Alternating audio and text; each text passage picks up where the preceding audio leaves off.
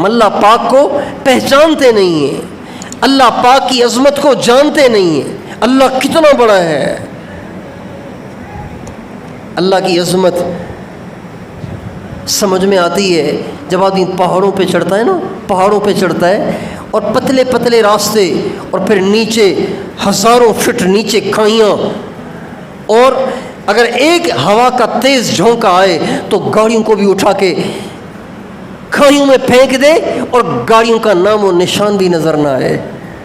ایک دفعہ ہم گشت کر رہے تھے مری میں، مری کی پہاڑیوں میں گشت کر رہے تھے، لوگوں کو دعوت دینے کے لیے جا رہے تھے۔ اب پتلا سا راستہ، ایک آدمی چل سکتا تھا، اتنا پتلا راستہ کہ ایک ہی آدمی چل سکتا ہے، دوسرا آدمی اگر گزرے گا تو اس کو ذرا یوں ہونا پڑے گا، پھر وہ یہاں سے گزر پائے گا، اتنا پتلا راستہ۔ اچانک ایک دم کالی گھٹائیں آ گئیں، بادل آ گئے اور بجلی گرجنا شروع ہو گئی۔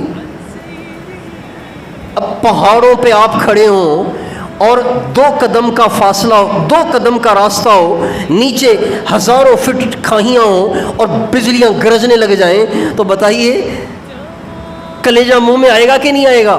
وہاں ہمیں محسوس ہو رہا تھا اللہ تو کتنا بڑا ہے اور میں کتنا چھوٹا ہوں۔ اتنا سا بھی پتھر اگر ان بجلیوں کی گرج سے لڑک کر میرے سر پہ آ گرے تو میرا تو کچومر نکال دے۔ اس لیے حضرت امام زین العابدین کا فرمان ہے، مال ابن آدم اولہ نطفۃ و آخرہ جیفۃ و بینہما قدرۃ۔ آدم کے بیٹے کو کیا حق پہنچتا ہے کہ وہ تکبر کرے؟ وہ ہے کیا؟ اس کی ابتدا ایک ناپاک قطرہ ہے اور اس کی انتہا مردار بن جانا ہے، اس کے پیٹ کا پھٹ جانا ہے، اس کے پیٹ میں کیڑوں کا پڑ جانا ہے، اور اس نطفے اور اس مردار کے بیچ میں بھی انسان کیا ہے سوائے اس کے کہ اس کے پیٹ میں پیشاب بھرا ہوا ہے، پاخانہ بھرا ہوا ہے۔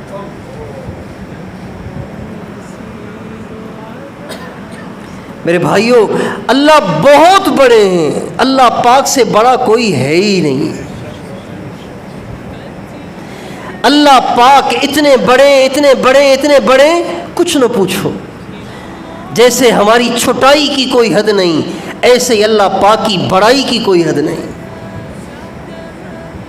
آج ہم اللہ کو پہچانتے نہیں ہیں، اس لیے اللہ کی نافرمانیاں کرتے ہیں، اللہ سے بدتمیزیاں کرتے ہیں، اللہ کی بے ادبیاں کرتے ہیں، اللہ کے فیصلے پہ اعتراض کرتے ہیں، اللہ کے فیصلے پہ بے صبری کرتے ہیں، اللہ کی نعمتوں کی کے باوجود اس کی ناشکری کرتے ہیں، اس لیے کہ اس کو پہچانتے نہیں ہیں۔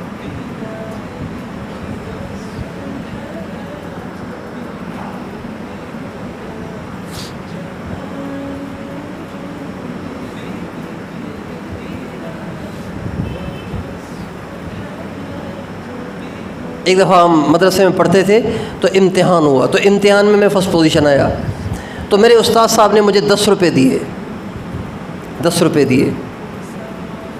اب 10 روپے کوئی بڑی بات ہے؟ 10 روپے تو کوئی چھوٹی سی چیز ہے، لیکن میں نے اس 10 روپے کی کوٹنگ کروا لی، پنی اس کو چڑھوا لی، کوٹنگ کروا لی اور اس کو رکھ لیا۔ کیوں؟ یہ 10 روپے کی اہمیت میرے دل میں اتنی کیوں آئی؟ اس لیے کہ میرے دل میں میرے استاد کی اہمیت تھی کہ ہیں تو یہ 10 روپے بے شک چھوٹے سے ہیں، لیکن یہ تو دیکھو نا کہ دیے کس نے ہیں، میرے استاد نے دیے ہیں۔ بھائی کوئی چھوٹی بات تھوڑی ہے۔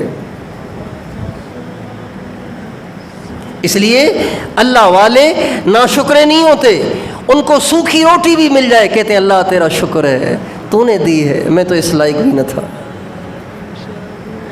پتلی دال بھی اللہ کھلا دے تو نخرے نہیں کرتے، کہتے ہیں اللہ تیرا شکر ہے تو نے پتلی دال کھلائی، چلو میں آپ کو یاد تو ہوں کم از کم۔ یہ محبت کی باتیں۔ ہمارے استاد محترم حضرت مولانا جمشید صاحب نور اللہ مرقدہ اعلی اللہ مراتبہ، اللہ ان کے درجات کو بلند کرے، اللہ ان کو کروٹ کروٹ راحت دے۔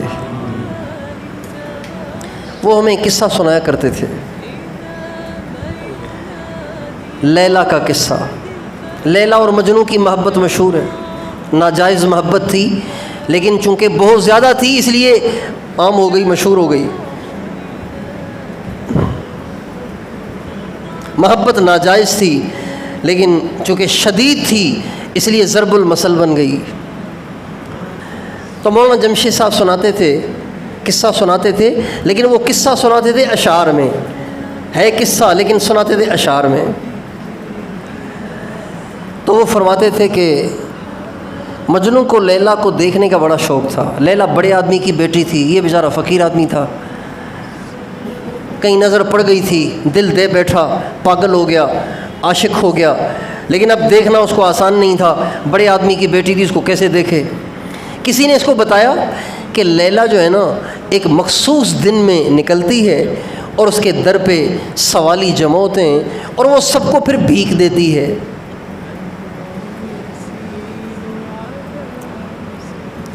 تو اگر تجھے دیکھنے کا شوق ہے نا تو بھی جا کے سوالیوں کی لائن میں لگ جا، تو تیرا بھی نمبر آ جائے گا اور تو بھی دیکھ لے گا، زیارت ہو جائے گی۔ اس نے کہا یہ بڑا اچھا موقع ہے۔ چنانچہ مجنوں نے بھی وہ کاسا لے لیا۔ پہلے زمانے میں فقیروں کے پاس کاسا ہوتا تھا، کاسا سی پی کا بنا ہوتا تھا، اب تو نظر نہیں آتا، لیکن پہلے کاسا ہوتا تھا، وہ گلے میں ڈالتے تھے، کالے رنگ کا کاسا۔ تو یہ مجنوں نے بھی کہیں سے کاسا ڈھونڈ لیا اور وہ کاسا لے کے وہ بھی لائن میں لگ گیا۔ سنتے تھے، اب میں آپ کو وہ اشعار سناتا ہوں جو مولانا سناتے تھے۔ سنتے تھے یوں لیلا کا یہ دستور تھا، بھیک دیتی تھی جو بھی آتا تھا در پہ اس کے گدا۔ ایک دن مجنوں بھی کاسا ہاتھ میں لے آ پکارا، للہ کچھ مجھے بھی دے۔ جب اس کے سر پہ اس کے در پہ سوالی آئے اور آ کے کہا اللہ کے واسطے کچھ دے جاؤ، تو جیسے دوسرے سوالی سوال کر رہے تھے ایسے ہی مجنوں بھی آ کے لائن میں لگ گیا، آ پکارا للہ، اللہ کے واسطے کچھ مجھے بھی دے۔ آئی لیلا سب گداؤں کو دیا۔ لیلا آئی اور نمبر وار ہر ایک کے کاسے میں کچھ نہ کچھ ڈالتی چلی گئی۔ آئی لیلا سب گداؤں کو دیا، پھر ہاتھ سے مجنوں کا کاسا لے لیا۔ جب لیلا آئی اس نے سارے سوالیوں کے کاسوں میں تھوڑا تھوڑا بھیک ڈال دی، لیکن جب وہ سارے بھیک مانگنے والے بھیک مانگ کے فارغ ہو گئے اور لیلا اور مجنوں کی باری آئی تو مجنوں کے ساتھ اس کا معاملہ ذرا مختلف ہوا۔ وہ یہ ہوا کہ جب مجنوں کا نمبر آیا تو اس کے کاسے میں ڈالنے کی بجائے جو کاسا وہ لے کر آیا تھا وہ کاسا ہی اسے چھین لیا۔ آئی لیلا سب گداؤں کو دیا، پھر ہاتھ سے مجنوں کا کاسا لے لیا۔ دے پٹخ مارا زمین پر ایک بار، رقص میں مجنوں ہوا پھر بے قرار۔ جب وہ کاسا ہاتھ سے لیا نا تو اسے زمین پہ زور سے جو پٹک کے مارا تو وہ تو ٹکڑے ٹکڑے ہو گیا۔ جب وہ کاسا ٹکڑے ٹکڑے ہو گیا تو مجنوں ناچنے لگ گیا، مجنون ناچنے لگ گیا، رقص کرنے لگ گیا۔ بولا ان میں سے کہ اے مجنون خام، رقص کا کیا تھا بھلا اس جا مقام۔ لوگوں نے پوچھا یار تو پاگل تو نہیں ہے، اوروں کو تو بھیک ملی ہے، تجھے بھیک بھی نہیں ملی، تیرا پیالہ بھی توڑ دیا اور تو ناچ رہا ہے، رقص کا کیا تھا بھلا اس جا مقام۔ بولا مجنوں تم میں کوئی عاشق نہیں۔